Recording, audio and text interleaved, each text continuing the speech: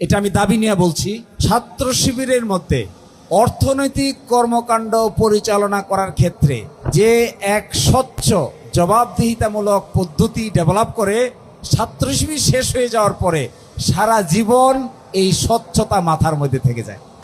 আমি তোমাদেরকে একটা এক্সাম্পল বলি। আমি যখন ঢাকা বিশ্ববিদ্যালয়ের শিবিরের দায়িত্বে ছিলাম তখন বেশ কিছু ফাইন্যান্সিয়াল অ্যাক্টিভিটিসের সঙ্গে আমরা সম্পৃক্ত ছিলাম।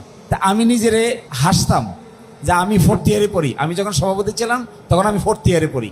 তো সকালবেলা এসে আমাকে বলল একটা চেকে স্বাক্ষর দিতে হবে। চেকের ভিতরে গিয়ে দেখি অনেক টাকার পরিমাণ। তা আমি নিজে নিজে একটু ভয় পেলাম যে এত টাকার মধ্যে আমি স্বাক্ষর দিব, এই টাকা কি হবে? এটা স্বাক্ষর দেওয়াটা কি ঠিক হচ্ছে? আমার মতো 4th বছর পড়ার একজন ছাত্র, আমার স্বাক্ষরে এত টাকা উঠবে? এটা তো আমার কাছে সারপ্রাইজিং। এই স্বাক্ষর দিয়ে যে টাকাটা উঠলো, এই টাকাটা যে পদ্ধতিতে খরচ হলো, এটা এমন এক ট্রান্সপারেন্ট মেকানিজম, যে মেকানিজমের মধ্যে সভাপতি হও আর সেক্রেটারি হও, কারো পক্ষে 1 টাকা তসরুফ করার কোনো ব্যবস্থা এর ভিতরে নাই।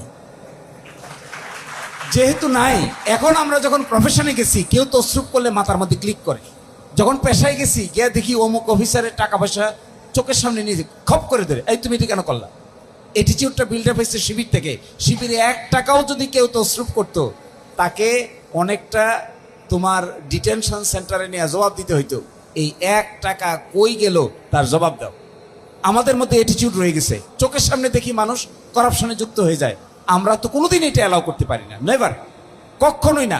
1 টাকাও এদিক সেদিক হলে মনে হয় এখনই তাকে সকজ করি, জবাব দাও, কোথায় টাকা রাখছো বলো, সরকারি টাকা তুমি সরাইলা কেন, তাড়াতাড়ি জবাব দাও, জবাব দিতে না পারলে সাসপেন্ড হয়ে যায়।